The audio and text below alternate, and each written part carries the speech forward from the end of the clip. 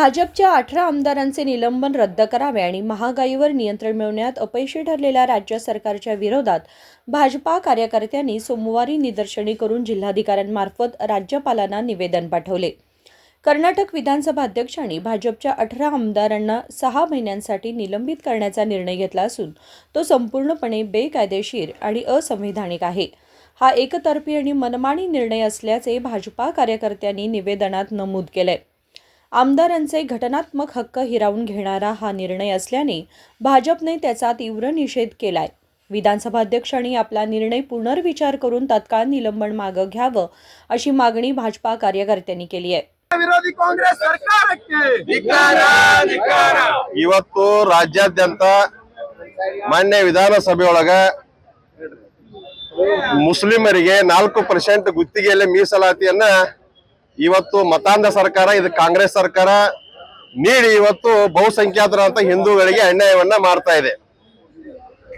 Doctor Baba Saheb Ambedkar ಅವರು ಮತೀಯ ಆಧಾರದ ಮೇಲೆ ಮೀಸಲಾತಿ ಕೊಡಬಾರದು ಅನ್ನುವಂತ ಏನು ಸಂವಿಧಾನದೊಳಗೆ ಅವ್ರು ಹೇಳಿದಾರೆ ಆ ಸಂವಿಧಾನವನ್ನ ಇವತ್ತು ಗಾಳಿಗೆ ತೂರಿ ಸನ್ಮಾನ್ಯ ಮುಖ್ಯಮಂತ್ರಿಗಳು ಇವತ್ತು ಮುಸ್ಲಿಮರಿಗೆ 4% ಗುತ್ತಿಗೆಯನ್ನ ಅವರಿಗೆ ನೀಡುವುದರ ಮುಖಾಂತರ ಇವತ್ತು ಬಹುಸಂಖ್ಯಾತರಾದಂತ ಹಿಂದೂಗಳಿಗೆ ಕೂಡ ಇವತ್ತು ಅನ್ಯಾಯವನ್ನ ಮಾಡ್ತಾ ಇದ್ದಾರೆ ಮತ್ತು SCPTSP ಹಣವನ್ನ ದುರ್ಬಳಕೆ ಮಾಡಿಕೊಂಡು ಅನ್ಯ ಉದ್ದೇಶಕ್ಕೆ ಬಳಕೆ ಮಾಡಿಕೊಂಡು ಇವತ್ತು ಶೋಷಿತ ಸಮುದಾಯಕ್ಕೂ ಕೂಡ ಇವತ್ತು ಅನ್ಯಾಯವನ್ನ ಮಾಡ್ತಾ ಇದ್ದಾರೆ ಮತ್ತು ನಮ್ಮ 18 ಜನ ಶಾಸಕರನ್ನ ಇವತ್ತು ಕಾನೂನು ಬಾಹಿರವಾಗಿ ಅವರನ್ನ ಅಮಾನತ್ ಮಾಡಿದರೆ ಆ ಸ್ಪೀಕರ್ ನಡೆಯನ್ನು ಇವತ್ತು ತೀವ್ರವಾಗಿ ಖಂಡಿಸ್ತಾ ಇದ್ದೇವೆ।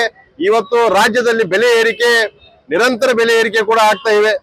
ಇವತ್ತು ಜನರ ಒಂದು ದಿನಬಳಕೆ ವಸ್ತುಗಳ ಬೆಲೆ ಏರಿಕೆ, ಪೆಟ್ರೋಲ್ ಡೀಸೆಲ್ ಬೆಲೆ ಏರಿಕೆ, ಅಬಕಾರಿ ಸುಂಕ ದರ ಬೆಲೆ ಏರಿಕೆ ಮತ್ತು ವಿದ್ಯುತ್ ದರ ಹೆಚ್ಚು ಮಾಡೋದು, ಬಸ್ ದರಗಳನ್ನ ಹೆಚ್ಚು ಮಾಡೋದು, ಮುದ್ರಾಂಕ ಶುಲ್ಕವನ್ನ ಹೆಚ್ಚು ಮಾಡೋದು, ಇವತ್ತು ಬೆಲೆ ಏರಿಕೆಯ ಸರ್ಕಾರ ಇವತ್ತು ಇದಾಗಿದ್ರಿಂದ ಇವತ್ತು ದೇಶಾದ್ಯಂತ ಸಂಚಲನ ಮೂಡಿಸುತ್ತ ಹನಿ ಟ್ರ್ಯಾಪ್, ಆ ಹನಿ ಟ್ರ್ಯಾಪ್ ಕಿಂಗ್ ಪಿನ್ ಯಾರ್ದಾರ ಅಂದ್ರೆ ಇಡೀ ದೇಶಕ್ಕೆ ಗೊತ್ತಾಗ್ಬಿಡ್ತಿ।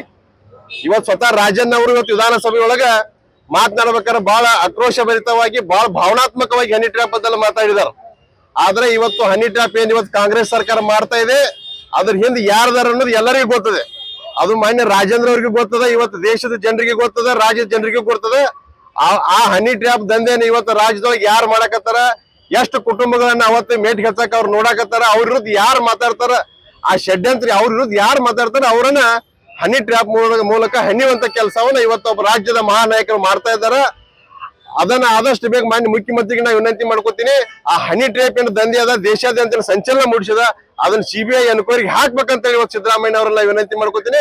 CBI ಎನ್ಕ್ವೈರಿ ಹಾಕಿದ್ದಾದ್ರೆ ಆ ಮಹಾನಾಯಕನ ಇಲ್ಲಿ ತನಕ 8 ಜನರ ಹನಿ ಟ್ರ್ಯಾಪ್ ಮಾಡಿದ್ರೆ ಎಲ್ಲ ಹೊರಗೆ ಬರ್ತಾವ ಅನ್ನೋ ಮಾತನ್ನ ಈ ಸಂದರ್ಭದಾಗ ಹೇಳಕ್ ಇಚ್ಛೆ ಪಡ್ತೀನಿ। या आंदोलनात बेळगाव ग्रामीण भाजप अध्यक्ष सुभाष पाटील, शहर भाजप अध्यक्ष गीता सुतार, माजी आमदार संजय पाटील, भाजपा नेते मुरविंद्र गौडा पाटील, डॉक्टर सोनाली सरनोबत, दादागौडा बिरादार, अभय अवलक्की आणि अन्य पदाधिकारी उपस्थित होते। विनोद कोलकार, KMM मराठी, बेळगाव।